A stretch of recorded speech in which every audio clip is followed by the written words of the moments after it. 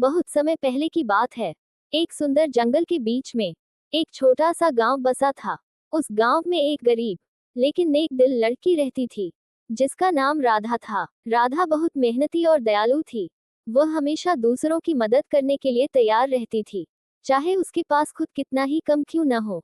उसकी यही अच्छाई गांव वालों को बहुत पसंद थी। एक दिन जब राधा जंगल में लकड़ियां इकट्ठा कर रही थी, उसने एक पेड़ के नीचे एक नन्ही सी परी को देखा।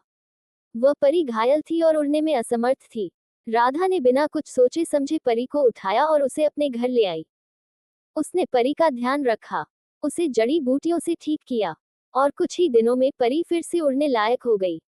जब परी पूरी तरह से ठीक हो गई तो उसने राधा से कहा, तुमने मेरी जान बचाई है और मैं तुम्हारा यह एहसान कभी नहीं भूलूंगी।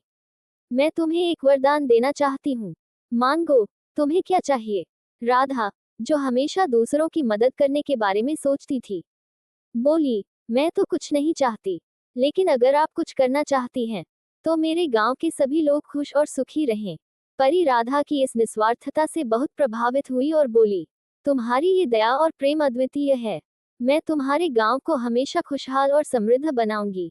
और तुम्हारे लिए मैं तुम्हें एक विशेष शक्ति देती हूँ, जब भी तुम्हें किसी की मदद करनी होगी तो तुम मुझे याद करना, मैं तुरंत आ जाऊंगी। इसके बाद परी ने अपना जादू चलाया और गायब हो गई। गांव में सब कुछ बदलने लगा। फसलें लहलहाने लगी, गांव के लोगों के बीच खुशियां फैल गईं और किसी को कोई कष्ट नहीं रहा। राधा के जीवन में भी परी की मदद से कई अद्भुत घटनाएं घटित होने लगी। जब भी उसे किसी की मदद की जरूरत होती, परी तुरंत हाजिर हो जाती और सब कुछ ठीक कर देती।